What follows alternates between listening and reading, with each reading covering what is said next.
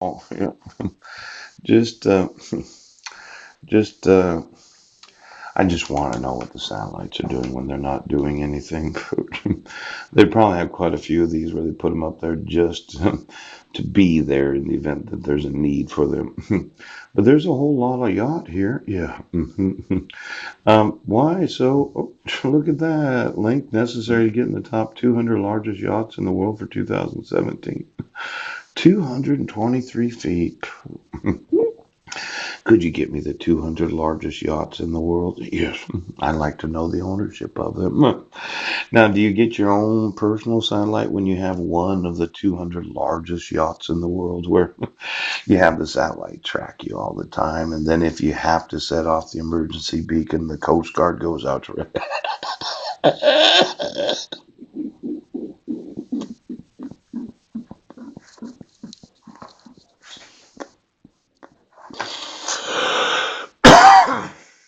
I would think that if you can afford to have one of the 200 largest yachts, you can afford to have your own satellite system.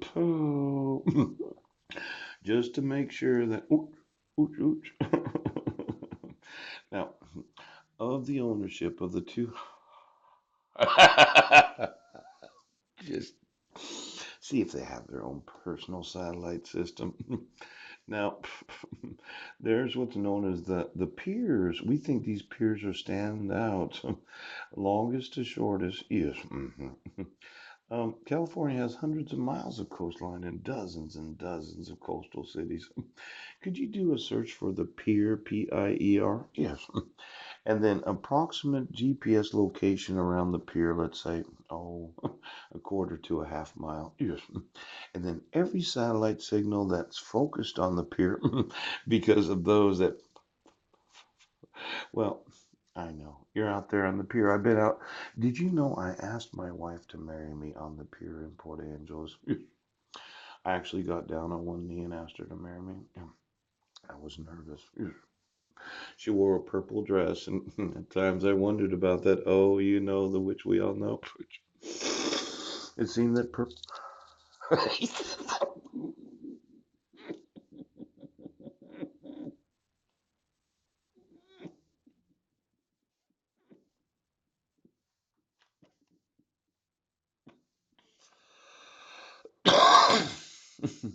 It was a beautiful dress.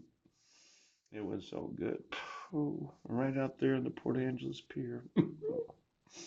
Got down on one knee and I asked her to marry me, and we had a lot of discussion about where to get married and what to do. And she'd been married twice before. She married Tim Hodges, and he's from, well, Clallam, Brennan County or Jefferson County. Yes. And I thought, you know what? Let bygones be bygones. Let's not bring up old baggage. But I was one of those that didn't want my family at the marriage. I had some concerns about my own personal family. And I thought we went to Kosovo to get married. And our marriage license is from the United Nations. Now, Piers can be one of those places where you have that special moment with somebody. So just give me a half a mile in radius of every pier and underneath the water. You know, I had a difficult time because I was looking at this. Yes, yes, yes.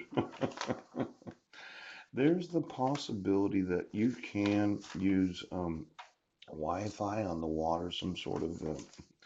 Look at this right here. Yes, yes. They call it the wave Wi-Fi. Yes. This local area network that can configure their onboard guests. Yes. Now, I could not understand the MBR 550 router. Yes. Is it possible that broadband can travel on water? Now, the thought is it can travel on land, or at least it can go through the air. Yes. But this says it can be used as a standalone SIM activated cellular data receiver. Yeah. And that the local area network can maximize that by connecting to other wave Wi-Fi receivers. What is the effect of?